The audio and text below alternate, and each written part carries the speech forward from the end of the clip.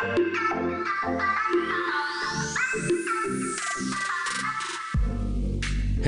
it's Chris, the supply chain doctor and Apex coach, providing you insights and tools to better understand and apply the Apex body of knowledge to everyday supply chains. In this interview, we spoke with Ken Ackerman, longtime industry practitioner and one of the founders of Warehousing Education and Research Council, or WERC, to learn more about the history of work and supply chain management in general. It all sounds pretty boring, so let's see if Ken can prove me wrong. Ken, thanks for speaking with us today. Glad to be here. So Ken, I understand you have a very long and distinguished career in warehousing, and it dates all the way back to, for what I can research, before supply chain management was even a term. Can you take us back to your beginning and kind of how you got into warehousing and supply chain management? Just a family business. My dad had purchased a small town trucking and storage business. He got out of the trucking side of it and was building the warehousing side. I was a little squeamish about getting into a family business situation. I didn't like the idea, but I was persuaded to get 100 miles away from where my dad was and to try it. So I came to Columbus after Army duty and started managing a branch of my dad's company. Gradually, then my dad wanted to phase out, and I phased in. That's simple. And you were in the Army, and that's interesting because I think a lot of logistics and supply chain obviously originates from the Army, the history there. Well, there were quite a few decades when military service was not an option. And if you were physically fit, you were in. I didn't really want to be in. I think most people didn't, but I ended up having a wonderful time. I just had 2 years, and most of that time in Washington. You've got an interesting academic background for supply chain. So my research is correct. You went to Princeton undergrad, Yes. and then Harvard MBA, which is fairly high level for a typical supply chain person. How did you get into supply chain from that background? Because, well, as you say, we didn't have supply chain. I got into warehousing because my dad persuaded me to go to work in the business that he had acquired. That's how it happened. And I could say that the biggest reason that I wanted to go to get an MBA was to not be trapped into a family business, to have the option of either going into it or not going into it. So you went basically to be kind of groomed as the leader of the family business? And because those are business schools, right? Princeton and well, Harvard. No, Princeton's not a business school. It's not. Princeton's very much a liberal arts school. And I can't give you any good reason why I went to Princeton and say that it's a kind of very beautiful campus and it would be very prestigious to get there. But like most high school kids, the decision was haphazard. It's a good guess. And yeah, nobody did wrong for going to Princeton for sure. Yeah. Isn't that where Jeff Bezos, he went to Princeton as well? Yes, right? He did. Yes. He's now been voted the most outstanding living alumnus. Between you and Jeff, you've got the market cornered on logisticians from Princeton. How about that? So he's had a big influence. So your job was with what I saw you ran, or you're the CEO or president of Distribution Centers Incorporated. Was that your family business, or that was a different business? No, that was the family business. Yes. Okay, so that's where you started. You went to school, you came back, and then you eventually ran that organization. Went to school, went to the Army, which the Army. Everybody correct. Did coming out of school in those years. And then coming out of the Army in Washington, I moved to Columbus, which was actually a branch of the family business. We then made Columbus the headquarters of it, and we grew it. And Columbus, that's where you're from, so that comes back in a couple more questions. But so then after that, I guess you sold the business, or? We actually, it's a complicated thing, but somewhere in my early 40s, I formed the opinion that I wanted to get out of corporate life before age 50. We had an outside board. You have to be very careful how you do this. I told my board members that confidentially I would like to sell the company and go do something else. We did not actually sell the company. We liquidated the company and reincorporated it, sold all of the real estate to insurance companies and other investors, and then liquidated, which gave me the money to go do something else. Then several years after it was liquidated, the new Distribution Centers Inc. was purchased by Exel, which is now Deutsche Post. That's a big evolution. Excel was very popular for a long time. What'd you do after that part? After Well, liquidating? I made the decision after thinking about various options. I made the decision that what I wanted to do was to get into management consulting. And within a month or two after the liquidation was pretty well underway, I got hired by what was then called Coopers and Lybrand, which is now PwC, Price Yeah, Waterhouse Price Coopers. Waterhouse. Sure. But at that time, it was Coopers and Lybrand, and they had almost no talent anywhere in the logistics area. So they wanted me because they knew that I had some talent in this area. So I went straight to work for them. And that's interesting. I know the late 90s, early 2000s, Coopers and Lybrand, they had a very good logistics consulting company. I don't know if it was called Sisticon or they had some great consultants. Sisticon, yes. Sisticon was in Atlanta. Well, you're from Atlanta. Yes, sir. It was a business started by a bunch of Atlanta guys, and then they sold their practice to Coopers and Lybrand, and that happened either while I was there or shortly after I left. And those guys who started it, some of them are still good friends of mine. But Coopers was in the logistics business before they acquired Sisticon, but Sisticon greatly raised their capabilities because they got some real talent with Sisticon. Company GAR, G-A-R-R. I don't know if you know them, but they had some affiliations there as well, big into the retail consulting. And that's ringing a bell faintly, but Jim Apple, there were two Jim Apples. Jim Apple Jr. was one of the founders of Sisticon, who I've stayed very close to. We've done a lot of work together. So I know you, not just through random occurrence. I was active in WERC, W-E-R-C, for many years. And then obviously you were very much an icon in that organization. So let's shift gears. I called the meeting to talk about starting it. Well, I'll talk about that. Let me just give a little bit of, I did some research here on WERC. So it tells me the first organizational meeting was held in June 1977. And again, I said I'd come back to this in Columbus, Ohio. So that's why I was interested to hear you're from Columbus. And then it said there was some surveys were mailed out, those types of things. And then in August 1977, there was a meeting held in Chicago. It goes on from there, which kind of explains why they're based in Chicago now. But then it goes to say WERC was incorporated on September 19th, 1977 in Illinois by Paul Solomon, Burr Hupp, Bob Delaney, Lyman Combs, and yours truly, Ken Ackerman. So why? That's an interesting story. I didn't realize that. I mean, as I said, I'm a past president of WERC locally, but it looks like you were obviously you're the reason it's around. So why was? Let's talk about this guy, Burr Hupp. Burr Hupp was a consultant company called Drake Sheehan. His name was in there too. Very prominent in what was then called NCPDM. He was a charter member, a founder of NCPDM, which is what morphed into CSCMP. And I had been noodling over breakfast meetings with two Ohio State professors about why don't we have a professional society for warehousing? We have one for what was then called physical distribution. Why not have one for warehousing? And I was at a conference with Burr in New England, in New Hampshire. And I think over cocktails or something, I told him about the breakfasts we'd had. Burr was a very forceful guy. And he kind of poked his index finger in my chest and said, Ken, it's never going to happen over breakfast with professors. Here's how it's got to happen. And he just sort of laid it out. He said, you better find at least a dozen guys or more who are willing to come and sit down in an airport hotel and talk about starting a group. And that's what happened in the summer of 77. I found enough guys to create sort of a quorum, and we went ahead. And I was just coming off having gone through the chairs of what's now CSCMP. So I knew something about the process of organizations. Okay, so you were involved with, well, I guess you mentioned before, NCPDM, which is now CSCMP, before WERC? Oh, yeah, I was chief elected officer of NCPDM in 73.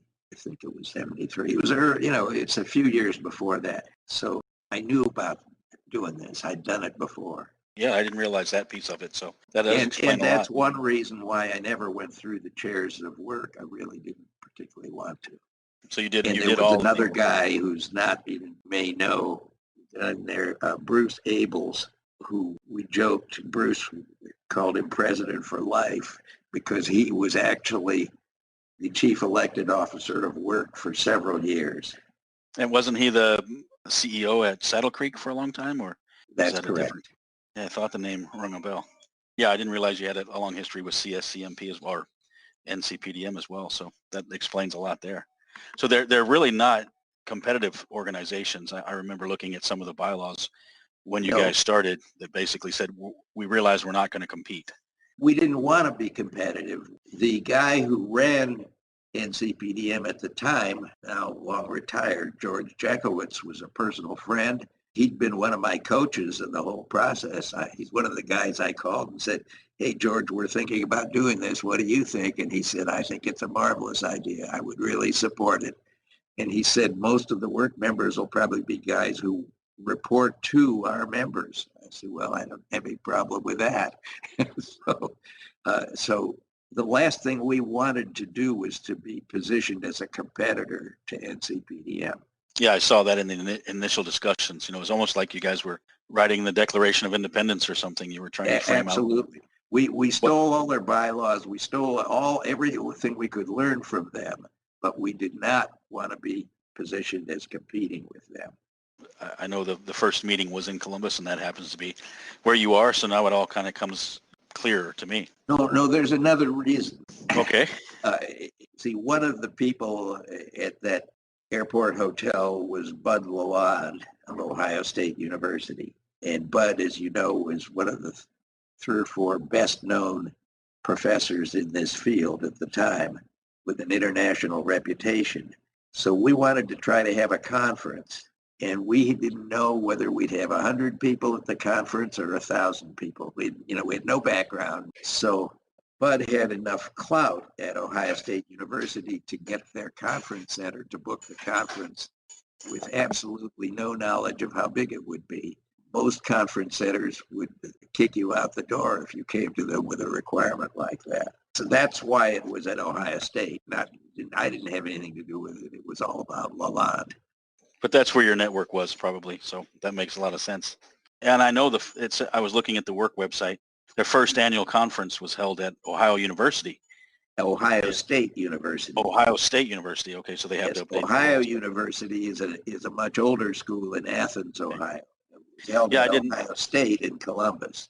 Then I also noticed, which is near and dear to my heart, 1981, the first WERC had its first seminar in Atlanta and Dallas, and it kind of goes back to what you said. It was called Warehousing Productivity Management. Whenever I see Atlanta, I get excited. Yeah, I have no recollection of that seminar. Yeah. That's okay. And then the 83, it said that Atlanta and Boston, Northern California, Southern California WERC councils were formed. So that's where I got involved with WERC as a WERC council person. Ironically enough, I also know, I don't know if you know Leslie Hansen Harps. Yes, I do. It said she was the first female president of WERC. I wrote a publication for WERC, not realizing, her history, and she was my editor, and I'm friends with her, but I didn't even know she was president until I started researching this interview for you. Isn't that ironic? And I haven't heard her name for ages. Is she still working? Do you stay in touch with her? I don't know. She lives in the Washington D.C. area. I think she's retired. I think she always was in Washington. But I didn't realize that she, there's a lot of names and then a lot of history with WERC, but I didn't realize her name was right there on their website. So that's interesting. So you weren't president or anything of WERC ever? I could have been. Yeah. I said I knew that Bruce wanted to be, and I didn't have any burning desire to be because I had just done that. So I was delighted to have Bruce do it. Yeah, but I saw you, and speaking of Bruce, I saw you and he are both lifetime members. I don't know how that happens. I didn't have anything to do with that. Well, hopefully that means you don't have to pay dues anymore. I'm not sure what that is means. Correct. So. No, that's good. It's a good organization. It's part of community. That's really what yes. A lot of this is about. That's what I try to promote through the podcasts and everything else. So again, you in '73 you were involved with, or the '70s you were involved with NCPDM, and then which was CLM when I knew it, and then now it's CSCMP, and you also have a Distinguished Service Award from them as well. So you're well honored. That is correct. Well, I think I got the DSA in '76. It was at about the same time we were starting work, maybe '77. But it was at about the same time that I got the DSA award. I wasn't looking for any of those. I didn't lobby to get it. Right. Well, Ken, when you start talking about the '70s, that we're talking 50 years ago. That's a long history. That's again. I was just a child then. Of course. That's again back before supply chain management was even a term. And you were also involved with organization I'm not familiar with, American Warehouse Association. That's now IWLA, International Warehouse Logistics Association, based in Chicago. It used to be called AWA. I served as a board member of AWA. I also resigned from AWA in '76. Before that, I was chair of the state trade association, which you darn near had to duck to not be. It was so tiny that if you stayed in it, you were sooner or later going to be president of it. So IWLA and AWA are the same thing. It just changed its name. I got it. Yeah, a lot of name changes there. So, but you've been involved in a lot of different associations. You were instrumental in getting them started as well, or? No. AWA was founded in the 1890s. It's one of the oldest trade associations in the country. Okay. And when they went international, that's when they changed their name and put the I in. Yeah, I've done some things with IWLA. They're a bit smaller of an organization, but you've also got a Distinguished Service and Leadership Award from them, IWLA. Yeah. Yes, I did. You're Mr. Distinguished from everywhere. Well, my bio says I'm probably one of the few guys that got all three of those. So I was not looking for any of them. Yeah, I'm curious how many people there are with all three. That's interesting. I guess it comes from longevity and stick-to-itiveness. So you also do some writing? You've done some writing? Well, I've done writing all my life. Perhaps one of my most time-consuming activities today is continuing to produce a newsletter that's called Warehousing Forum. It's a subscription newsletter. You have to pay to get it. So if it isn't good, people won't pay. And we're in the middle of, I think, 36 years of life. That started back in the 80s. So I do a lot of writing. Ken, how would people find the articles, or if they wanted to subscribe? If you go to the website Warehousing Forum, there are probably 6 or 8 back issues available there. And I think that's, I'll provide the specifics in the post-production, but it's warehousing-forum, I believe. The newsletter does not have a hyphen. And what types of things do you write about? We write about a little of everything. Our November issue, the lead story was called "It's the Capacity, Stupid," and it talks about the critical nature of measuring capacity. The March issue is called "In Praise of Disruptive Innovation," and it's sort of a tribute to Professor Clayton Christensen, who kind of invented the concept of disruptive innovation. February issue is about micro farming, and how does that have to do with warehousing? It's basically these micro farms can be put on scrap land, extra land that's in an industrial site and can't be used. I see that happening in places like Detroit, where they're trying to take a lot of the houses and turn them into farmland. One that we studied was done by Ohio State at Mansfield, Ohio. And Mansfield is a post-industrial town with a lot of empty land. It's a little Detroit, sort of. January issue is called "What Does the Customer Want?" And the basis of it was some literature we got from what they now call a GCCA. The old name is IARW, the Trade Association for Cold Storage. Our December issue was accountability in the warehouse workplace. These are just the lead stories. The lead story is about half of the issue. Then we have 3 other sections. One is called Ken's Comments, which is editorials. The other part is called Warehousing Tips, and these are just short takes on things that you can use to run your warehouse better. And then the back page, it's a 4-page newsletter called Warehousing Digest, and we do a Reader's Digest type thing on articles that come from other publications. We often do an article from Harvard Business Review. I see this one has an article from Inbound Logistics and an article from Logistics Management. So I go through probably 10 magazines every month. All the logistics magazines that you can get, I get. Parcel Trade Group, Supply Chain Management Review, DC Velocity, Modern Materials Handling, all those things. I go through them, and if I see an article that looks like it belongs in this newsletter, I do 1 or 2 paragraphs that tell what it's about. So when we're trying to sell this publication, we say, first, we don't accept any advertising, so we're not biased. And second, you don't have to read these magazines. We'll read them for you and tell you what's worth reading in them. Yeah, that's an interesting model. It's been a few years since I've been in college, but Cliff Notes were the thing back then. Yeah, you're right. That's an interesting model. Oh, hopefully it's successful for you. Well, at least you enjoy doing it. Well, I do. Well, see, when I knew Leslie Harps, she was involved in another newsletter that I edited for a number of years. And I can't remember the name of it now. Her boss was a guy named Warren Blanding, who was one of the 13 people who started NCPDM. So I knew a lot about newsletters when I started this one. I had been editing one, and I decided I'd like to do my own thing. So I went to Mr. Blanding, who was a friend for as long as he lived, and said, would you sell me your newsletter? And he said, no, I would not. And I said, well, then you can't be disappointed if I get into the business. And he said, no, yes, I can't be. That was that. But I started by offering to buy his newsletter. Yeah, because sure. He was a friend, a wonderful guy. And I thought that was the ethical way to do it. And I told him, I said, if you don't want to sell me one, I want to start one. Well, it's interesting. This is on my radar. You mentioned the name along with a couple other topics. Clayton Christensen. He's somebody that I enjoyed listening to. He's got one of the best TED Talks that I've seen. I'm not sure I have ever seen that TED Talk. If you can tell me how to find it, I'd like to.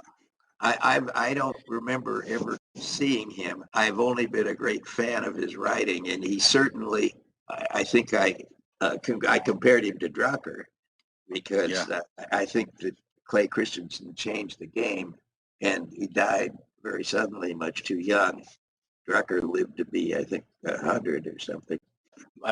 Didn't tell you this, but I teach APIX content, to people that want to make better supply chain careers. And one of the videos I show in class is a video by Clayton Christensen. He made a presentation and he talks about disruption and how companies can outsource too much, and the next thing you know, they outsource their whole company. So one of the things that I'm sort of proud of is that Lalonde and I did an article on improving warehouse productivity that was published in Harvard Business Review, bylined and published. And they're a very tough outfit to get published in.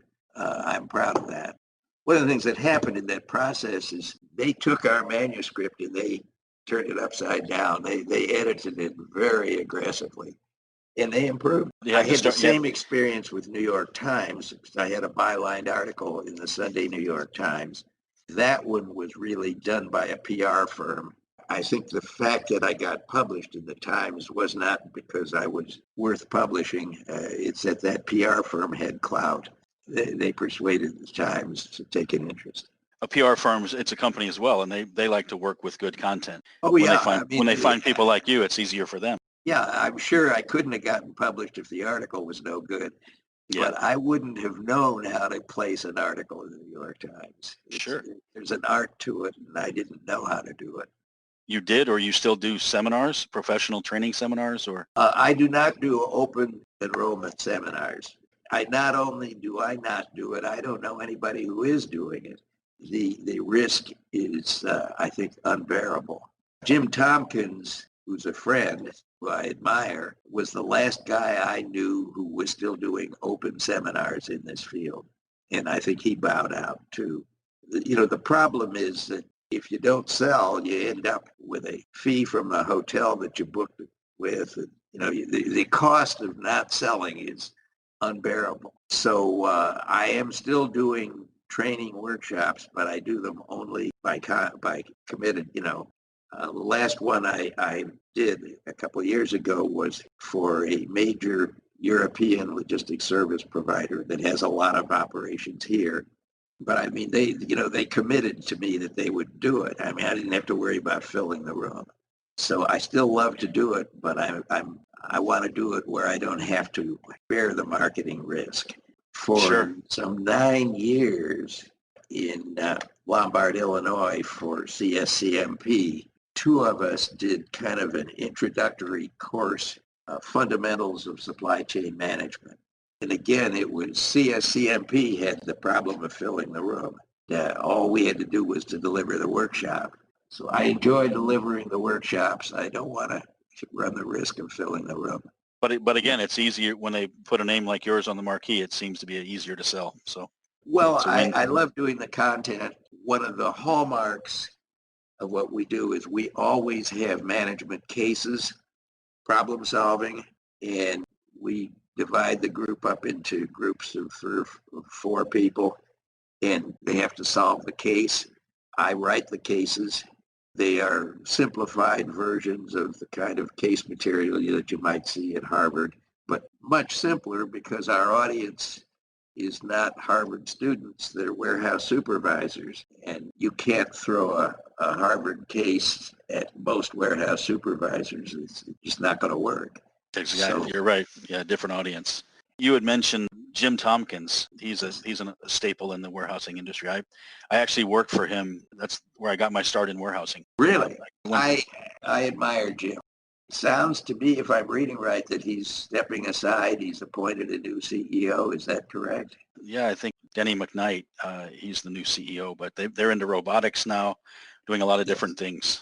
No, I admire Jim. He is a very talented guy. Of course, he's a former engineering professor.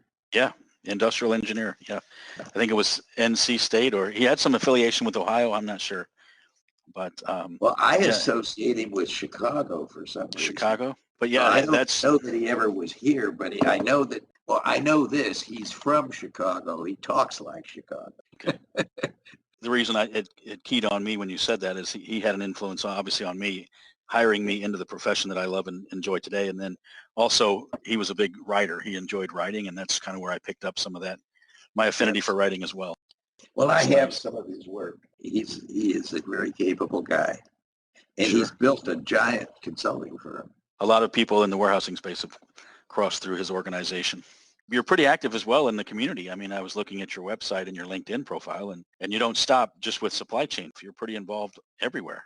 Correct? Well, sometimes I just didn't duck when we're trying to draft somebody. Of the community activities that you'll see on my bio, I guess the one that I have the greatest pride in is that we started a new school. And that's a horrible undertaking. It's you can understand why not many new schools are started. We find out how hard it is to start one. It's a pre-K through 12 independent preparatory school. It was at the Wellington School? Yes. And when we decided to try to start it, there was a monopoly. There was an all-boys school called Columbus Academy that was started in 1910. And there was Columbus School for Girls, started in the 1890s. They were entrenched, and they were a monopoly. If you wanted to go to an independent school, you went to one of those two. But of the non-religious independent prep schools, there were just 2. And one of them at that time was very badly run. That's what stimulated this. Well, I guess if you're making the community better, you're making it better for everybody. Yourself. Well, yeah, we broke a monopoly, and we created and we were the first co-ed because we started out being co-ed. And then Columbus Academy went co-ed. We didn't like that, but it's a free country. And Columbus School for Girls continues to be single sex. You had some affinity for performing arts. You were involved with Columbus Association for Performing Arts and Opera Columbus or something? I was the first business executive on the board of CAPA, the Columbus Association, which was really formed for one purpose, to try to save a 1928 movie theater that was going to be torn down. So the real purpose was just to save a building. CAPA today goes way beyond, and that was 51 years ago when we did that. CAPA's gone way, way beyond what we ever thought it could do when we started it. But I did not stay active in that. I was on that board for maybe its first 5 years. I don't believe in staying on boards. You come in and you do your thing and get out. Well, did you have an artistic background, or your kids were in the arts? No, Or I've been a good spectator. well, again, it kind of goes back to community. The better you can make your community, the better it's going to Yeah. be for everybody, and including yourself. So, Ken, what are you working on these days? Are you fully retired? No. You're doing the writing we talked about. But Well, I'm anything doing the else? writing, and then I also lead two peer groups, and I still have a consulting business, and I have one retainer client, which is an overseas company. My job for them is to write a report on the state of the industry every quarter. And I've been doing that for them for maybe 20 years. When I started doing it, I thought, this has got about a 3-year life. They're going to discover that they sure as heck don't need me. But I'm still doing it. I don't do very much consulting now, and when I do, I always partner with a guy who's 20 years younger than me, so that there's four eyes looking at it, not two. But I am a group leader with a international company called Vistage, that's spelled Vistage, based in San Diego, and it's a peer group for executives.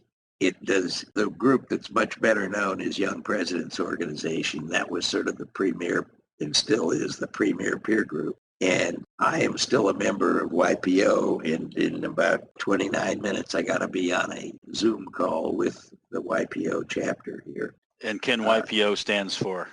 Young Presidents Organization. They kick you out at age 50. So I am part of the alumni group, which they now call YPO Gold. And I have greatly enjoyed the associations. The Columbus YPO chapter includes the guy who started Cardinal Health, which is the largest corporation in Ohio, as well as the guy who started L-Brands. And if you saw the business news today, that guy just retired. He was the longest serving chief executive of any New York Stock Exchange company. Leslie Wexner. And one of the reasons he was the longest serving chief executive is there wasn't anybody had the power to fire him. Basically, he had control of the company, but he's stepping aside, and that stepping aside announcement was made today. Well, it sounds like you have a good company and a good network over the years. Well, YPO in Columbus is a fabulous network, and always has been. And so getting into Vistage, I did it from the perspective of knowing what peer groups can do.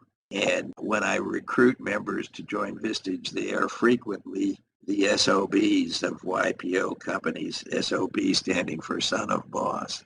And peer groups can be very healthy. Leading a company is a lonely job. And so it gives them a chance to have confidential interchange with people who are also running companies, and they help each other. Interesting. I'm taking notes here. Leading a company is a lonely job. I've never heard that. YPO was started by a lonesome guy in Buffalo, New York.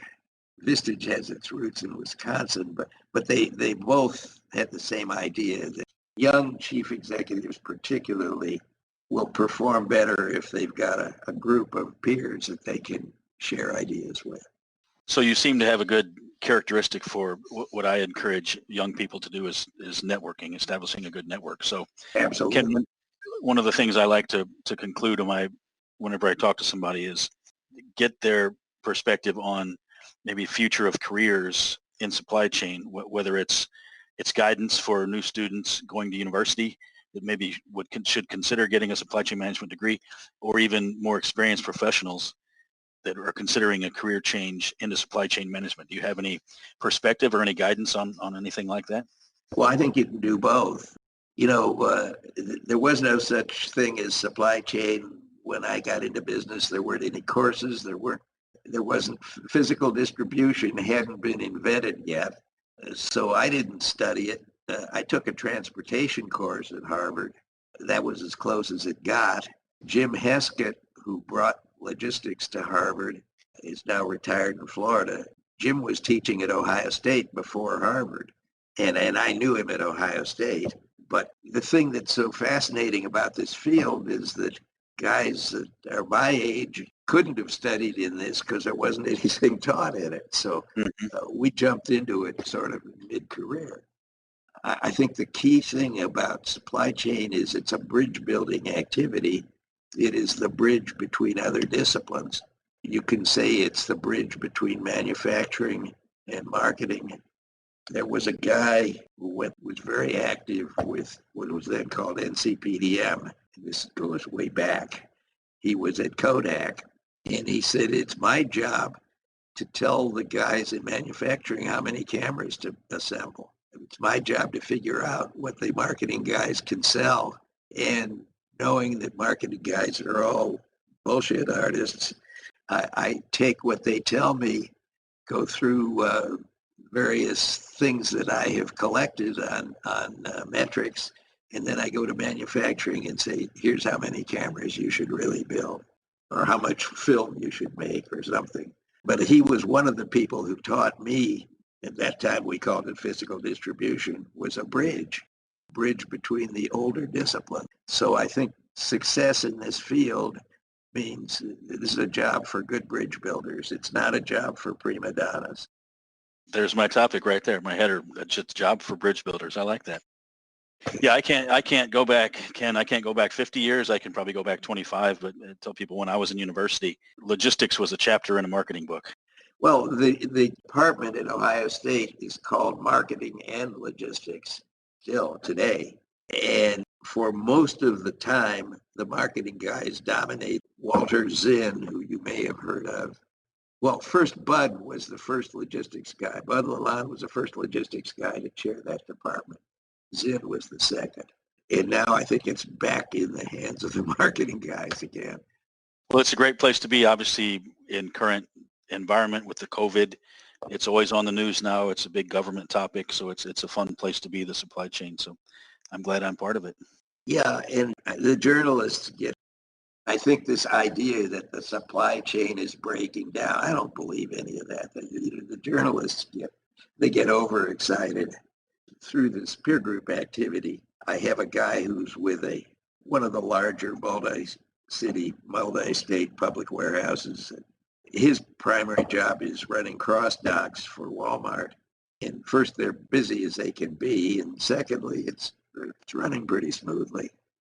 I don't know whether you saw the interview with the chief executive of Walmart. Did you see that? No, I'll have to watch for it. I'll look for it. Well, it's so old. I'm sure that Walmart has it archived, but he said, this was on the Today Show early morning. He said, last week we handled enough toilet paper to provide a roll of toilet paper for everybody in the United States. He said, we got it done very smoothly.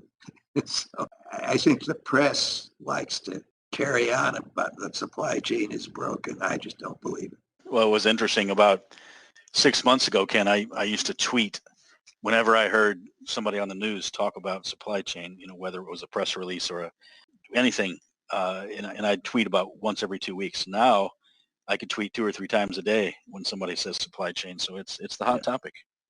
I was interviewed by a journalist several years ago, and he said, wonderful journalist question, well, what's the difference between supply chain, logistics, and physical distribution? And I was kind of stumbling around trying to figure out the best way to answer him when he said, well, isn't it all about moving stuff? And I said, that's brilliant. Yeah, that's what it's about. I thought that was just absolutely brilliant. When I used to travel on planes, I would tell people I'm in supply chain. They'd say, what's that? And I'd say, have you ever bought anything? And I would say, then you're part of the supply chain, if they said yes. So yeah. The function has been done since the beginning of time. It took professors and consultants to figure out how to put language around it and to identify it as a separate task within corporate America. That's what changed. The function was always done. Yeah, it's just a matter of doing it. Try this next time next time you're sharing ideas, teaching or whatever, the two words moving stuff are kind of simple words, but isn't that really what it is? Yeah, that's why I worked for somebody once. They said that we're basically just moving boxes around. So that's the same thing as stuff. Yeah. Keeping them, knowing where they are, keeping them protected. Well, if you change it from boxes to stuff, then you can include moving oil through a pipeline. Yeah, that's right. You can use anything. Because it isn't always boxes, but it's always some kind of stuff that has to be moved from where it is now to where it needs to be. Well, Ken, I know you're backing up against the clock. You got your YPO Gold meeting coming up. So is there anything just in conclusion you'd like to wrap up, or I didn't ask about? I could go on for days talking to you, but we got to bring it. Well, I think we covered it. I think you asked very good questions. I have had fun working in this field. I intend to continue to have fun working in it. I think you're doing a service to explore with people. It's always good to talk and learn. That's what I enjoy. Ken, again.